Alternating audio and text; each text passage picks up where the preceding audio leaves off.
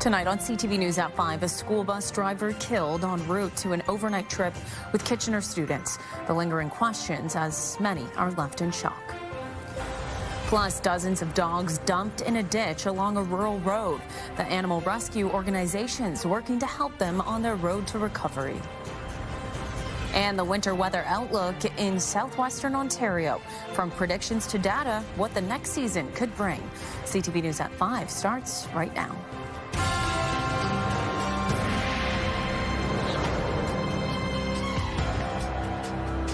Good afternoon, everyone. Thank you for joining us. A Kitchener school bus driver is dead after a major crash in London Sunday morning. The bus was carrying students from Kitchener-Waterloo Collegiate and Vocational School and was on the way to Point Pelee when it veered off Highway 401. CTV's Alexandra Hollick joins us live with more on this. Alexandra, you spoke with one of the students who was on that bus. What did they have to say? Leanne, the grade 9 student I spoke with says she's still in shock over what happened. She says 1 minute they were on their way to their overnight geography trip, then the next minute they were in a ditch. According to the OPP, the bus was carrying more than 40 passengers when it went off the road. No other vehicles were involved and 4 students were taken to a local hospital with minor injuries. The others were taken to a community center where parents came to pick them up. The bus driver was pronounced dead at the scene, but police say the cause of the crash is under investigation. Grade 9 student Edie Hahn was on the bus and described those harrowing moments Sunday morning. It was almost like I blinked and suddenly we were sideways and there were a bunch of people just falling onto me and there was glass everywhere. Coming up at 6, we'll have an update on the investigation from police and hear from those who knew the 52-year-old bus driver. Leanne? CTV's Alexandra Hollick reporting live for us. Alexandra, thank you. The SIU is investigating the death of a 19-year-old woman in Essex County. The police watchdog says an OPP officer was driving on County Road 20 near Isler Road just before 4:30 a.m. Sunday when they struck a pedestrian. The woman was rushed to hospital where she later died. The SIU has assigned 2 investigators, 2 forensic investigators, and a collision reconstruction team to the case. Animal rescue teams are searching in a rural area in Oxford County where some dogs were found in a ditch. Let's go to CTV's Tony Grace live in studio for a closer look at this and some other stories our team is working on. Hi, Tony. Hello, Leanne. Well, the group Ground Search and Rescue KW tells us a slew of dogs were seen running along the side of Concession Road 8 between Innerkip and Bright on Saturday. 14 dogs have now been taken into care. They all had matted fur and had to be treated for ticks. They're in the care of several rescue groups and will be fostered when they're ready. Rescuers believe there are at least 4 more dogs missing. They are all of similar breed. They were all in very similar condition. All the information that we've gotten between the rescues and everybody involved, the dogs are all in the same sort of scenario. Unfortunately, with the level of matting they had, there's a lot of pieces here, like they're not wanting to eat right away, things like that, because they were very uncomfortable, probably for a long period of time. And then add in running around, they're pretty sore. Colton Weens will have more on the rescue effort at 6. Also at 6, Dutchie's Fresh Market in Waterloo closed its doors for good over the weekend. The local grocery store has been the subject of dozens of allegations of not paying employees. In the spring, they pleaded guilty to 13 Employment Standard Act violations. A lawyer representing several employees says she's hopeful this ends the victimization of workers. It's my hope that the workers who have spoken out about this will now feel some satisfaction that a business that has preyed on vulnerable newcomers to our region will no longer hopefully be able to exploit those workers. CTV's Jeff Pickle will have more on this and what it means for former employees who are still waiting to be paid. These stories and more coming up at 6. Leanne, back over to you. Okay, Tony, thanks very much. And Alex is here next with a look at the forecast out there. We saw a little preview. We're going to be taking a winter weather outlook a little bit later on in the show, but we're not quite there yet. We are still in fall, thankfully. Yeah, we are still in full fall. And of course, this morning, too, and earlier in the day, you might have noticed it was a little bit breezy, cloudy, and it was a wet start to the day. Yes, it was. Later in the afternoon, and what we're noticing out there now, though, things are starting to clear, which is pretty nice. So overall, quite enjoyable. As we take a look at our satellite and radar map to start, we can see the earlier rain that we saw in the day making its way towards the east and a little bit further north for us. So getting into the overnight, conditions should continue to clear as well. And tomorrow looks like we're going to be in store for a little bit of sunshine, which is pretty nice to see. Temperature-wise, some of us sitting in that single-digit area. If you are a little bit further south or west, 14 degrees for Sarnia, for example, 15 if you are in Windsor this hour. So definitely above seasonal there this hour, but overall some decent conditions, but you still want to maybe layer up a bit. And as we take a live look from our tower cam in downtown Kitchener, we are noticing, of course, that sun now setting 5:11 p.m. officially. But it is a beautiful one out there this evening, just so early. All right, we'll take a break. We'll tell you what you need to know. Step back in time and relive the golden age of gaming. Tomorrow is Retro Game Night at the Old Post Office in Cambridge. You can check it out from 6 until 8 p.m. at the Cambridge Public Library. Admission is free. Download the CTV News app and stay on top of local stories as they unfold. We go to a dramatic scene unfolding. Customize your feed and watch live wherever you are. CTVKitchener.ca, your home for news. Members of police services from across the province are in Aurora today to kick off Crime Prevention Week. This year's theme, Working Together to Protect Ontario, highlights the importance of police, businesses, government, community organizations, and regular people working together to make communities safer. Crime Prevention Week is part of a broader initiative launched last year, setting November as Community and Crime Prevention Month. In an effort to feed more hungry children, Food for Kids Waterloo Region has moved to a larger facility to help meet the increasing demand.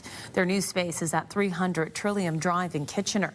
Staff say it will help them meet their target of serving 2,250 children right around Waterloo Region by June 2028. We have enough food in the world to ensure that children are fed. It's an access problem, and we need to do better to partner together and find ways to solve for that, to meet that need. We'll get a first look at the facility in the next hour. And if you're feeling a bit of lingering sadness today, you're not alone. Many Toronto Blue Jays fans are still trying to recover from the heartbreak of losing the World Series to the LA Dodgers 5-4 in the 11th inning after a tense Game 7. Mental health experts say it's normal for fans to be in mourning for a few days because they were so emotionally invested and have built a relationship around the team. Over at Morty's in Waterloo, staff say it was an electric 7 games and busier than ever, bringing different generations together to all rally behind Canada's baseball team. Like young to old, like we've got people, who are clearly university students, high-fiving people who have been Morty's regulars for 40 years. And everybody's on the same page cheering for the Blue Jays, and it was a very fun thing to be a part of, for sure. Yeah, it was a fun journey. Of course, a heartbreaking loss there Saturday night. At 6, CTV's Heather Centerin will have more on what the mood is like now for Jays fans. And we're going to take a quick break, tell you what you need to know, get into the holiday spirit at the Stratford Toys, Games and Collectibles Show November 16th. From 9:30 to 3 p.m., you'll find more than 90 tables full of Transformers, sports cards, Lego, and much more. It's all happening at the Arden Park Best Western Hotel. Admission is $5, and kids under 12 get in for free. When you see it happen, send it to CTV News. Text 10400. From your screen to ours. Text 10400.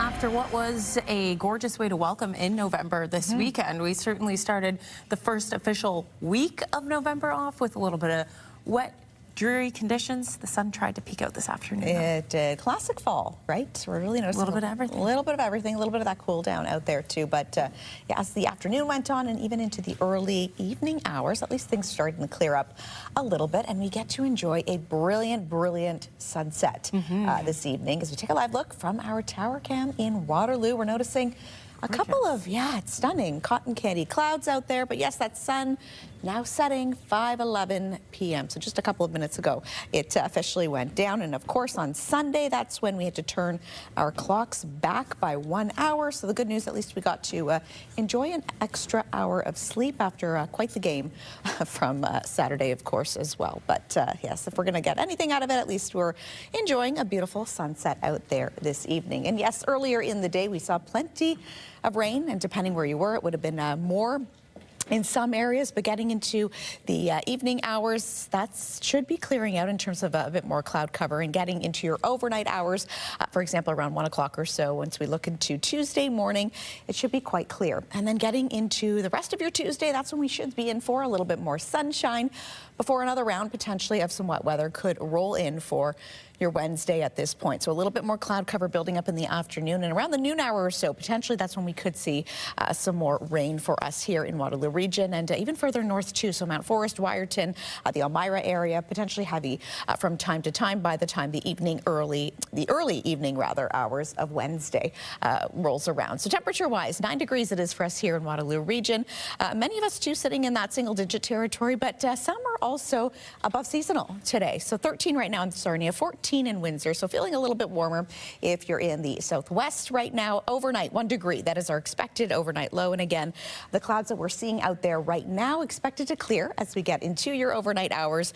Winds as well, too, depending on where you may have been, at 30 kilometers an hour. That was what we saw in terms of wind and gusting up to 50, which was similar to what we saw actually on Friday. So if you were out trick-or-treating, you may have noticed it was a little bit blustery out there too from time to time, and a little bit cooler. So tomorrow, 11 degrees is our expected daytime high, with that sunshine expected to be with us. That UV index sitting at a moderate level, so about a 3 for us tomorrow. Looking at our almanac for the day, daytime highs and lows sitting pretty seasonal for this time of year. Record high this day in 1961, we hit a high of 22 degrees, and overnight low -7.3 back on this day in 1984. And as we noted, of course, with that time change, that sun now rising 7 o'clock in the morning and setting 5:11 p.m., which, yes, we just saw moments ago, but at least we get to enjoy that beautiful sunset tonight. So over the next few days, once we get to enjoy a little bit of that sunshine, also going to be hitting about 10 degrees for your Wednesday with some periods of rain expected. And then for your Thursday, dropping down once again to single digits with a 30% chance of showers at this point. We are officially into the first week of November, which means another cool down and winter weather is really right around the corner. Dave Phillips, Environment Canada's climatologist, joining us to chat more today on what we potentially could see when we look ahead to this upcoming winter season for Waterloo region and surrounding areas. Dave, great to see you. Thank you for your time. Thank you, Alex. Nice to enjoy talking with you about our favorite topic of conversation, the weather. And even though, you know, our winter forecast is still a month away, we define winter as December, January, February, but all provisional forecasts are saying the same thing. So I'll give you a kind of a sneak preview as to what we're going to call for this winter coming up.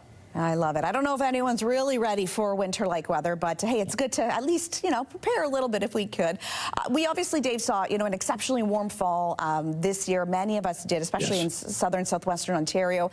And again, I know it is still early, but at this point, what potentially could we see for this upcoming winter season at the local level?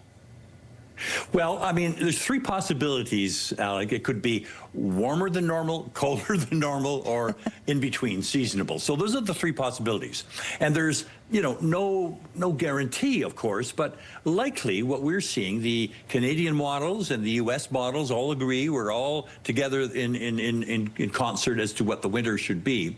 We're calling for it to be a little warmer than normal, especially at the beginning of the season, and particularly because of the warm summer and the warm fall that we had. So a lot of that heat that's still left in the lakes and land and rivers is going to be retained, and so that's going to maybe begin winter as being a little on the mild side. But by the dead of winter, say late January, February, we may see things transition to more kind of a seasonable, what you kind of would expect. So, hey, we're not going to miss it. We're not canceling it. You're going to hear about polar vortex. You're going to hear about January thaw. So kind of like, in some ways, I think, like last year, not the year before. Now, the year before, Alex, was interesting because in the Kitchener, Waterloo, London, Guelph area, boy, it was like we canceled winter.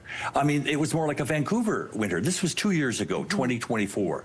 And it was more rain than snow. We had, my gosh, it was just absolutely balmy. And for those who love to snowmobile and ski and ice fish, it was a real bummer. And for those that don't like winter, 2 years ago, oh boy, it was delightful. You save money on your home heating bill, it was delightful. Now last year, we had kind of an interesting winter. It was actually a little cooler than normal, but not record breaking. We had more snow than we normally get. And so I think what we're going to see this winter is kind of like that. We're going to see periods of snow and maybe some rain, and so a little bit kind of a traditional classic, but not record-breaking. It won't be memorable, I think. It'll come and it'll be here and it'll go, and we'll have to put up with it. And further to that, what are some key factors that could influence winter weather patterns ahead, including if you can chat a bit more about how La Nina is really playing a role in all of this? Well, Alex, good point. La Nina is here. It came in September, and typically La Nina tends to give us a kind of a cooler than normal winter. Now, 2 years ago, I talked about that. That was El Nino. That's the warm water off the coast of South America, stretching all the way over to Indonesia. And so the warm water in the ocean affects the air, and so we end up with more southerly air than Arctic air. So that's the kind of warm phase. But last year, we got a little bit more Arctic air at times, so a La Nina. Now, typically, La Nina for Western Canada brings colder and snowier conditions, good for skiing in the Rockies. But for the Great Lakes area, it tends to be a mixed bag. We get our weather from both the north and the south. We get Texas lows. We get Alberta clippers. And so it tends to produce a winter that is kind of normal seasonable temperatures, but a little bit more storm activity, more precipitation. And again, depends upon if it's snow, it's maybe because it's cold air in around. If it's rain, it's because it's mild air. So it's kind of a mixed bag. Yeah, so it's definitely a topic to many of us Canadians like to keep a very close eye on as we get ready to see what winter has in store. Dave Phillips, we appreciate your insight and your time. Thank you very much for joining us today. Thank you so much, Alex. Nice to be with you. Bye-bye. I'm not sure I'm quite ready for winter just yet, but hey, if you're getting in the holiday spirit, you can check out Relish Cooking Studio for their 15th annual holiday open house. Their store will be decorated and ready to welcome you for the season, from gift-giving ideas to displays. It's happening November 6th from 10 a.m. until 7 p.m.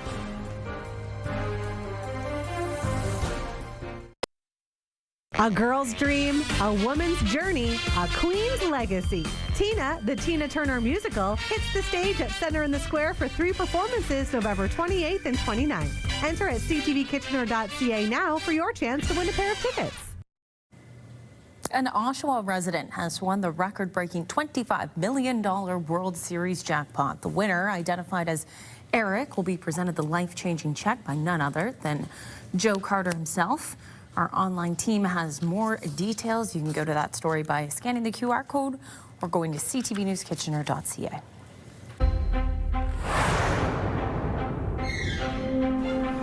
A measles outbreak that began in New Brunswick has reached the 1-year mark, and Canada's international status as a measles-free country is at risk. The Pan American Health Organization will review Canada's elimination status this week. Public health and infectious disease experts say the return of measles is linked to declining vaccination rates. They attribute that decline to vaccine hesitancy fueled by misinformation and a growing distrust of science. There's a new option for childcare in Waterloo Region. A ribbon-cutting ceremony was held this morning at Emmanuel at Sandhills, a licensed childcare center in Baden, which has expanded their facility. The center services children between 18 months and 4 years old and will now have space for 110 kids. It's also part of the $10 a day childcare program, meaning parents will pay $22 a day. Halloween may be over, but local animal sanctuaries are reminding people that leftover pumpkins, gourds, and squash are a treat for our four-legged friends. Shelby's Ranch, a nonprofit animal rescue in Puss Lynch, is collecting pumpkins for their residents to enjoy. The gourds need to be free of paint, candle wax, and stickers in order for them to be safe for the animals. The owner says with 70 mouths to feed, donations go a long way. It's actually nice enrichment for the animals too. Since it's kind of a game, I kind of, cut it up for them and they pick away and they'll be at that for hours. They totally love it. But typically the pumpkins last pretty good, especially now the weather's getting cold. The region of Waterloo says around 50,000 pumpkins are used during the Halloween season locally, which creates around 200 metric tons of organic waste. An annual tradition is in full swing at a Kitchener church. The St. John's Pudding Factory produces hundreds of pounds of the Christmas dessert. The work is done by volunteers, many who come back year after year to take part. It's the church's largest fundraiser, supporting its ministries as well as other local organizations. And those who make it promise the pudding is delicious. It's very dense, very rich. I steam my pudding, I douse it in brandy, I set it aflame, and then serve it with hard sauce. Delicious. It has such a rich, multifaceted flavor that very few foods have these days. So it's really worth it. And it's delicious. Even those that don't like Christmas pudding, they love this Christmas pudding. While orders for pudding are now closed, there will be some available to purchase at the Church of St. John the Evangelist this weekend. And finally for us, as the holiday season commences, this year's Toronto's Distillery District Winter Village Christmas tree is said to be the tallest one ever. Sourced from Drysdale Tree Farm in Egbert, a 56-foot silver fir tree now stands in the Distillery District, marking the unofficial start of the holiday season. The tree will remain in place for the next 2 months as festivities begin, and that is certainly going to be a busy place once we get into the middle of November. Of course, now Halloween is done. We're on to Christmas. All right, we'll leave it there. We'll see you back here at the top of the hour. Have a good night.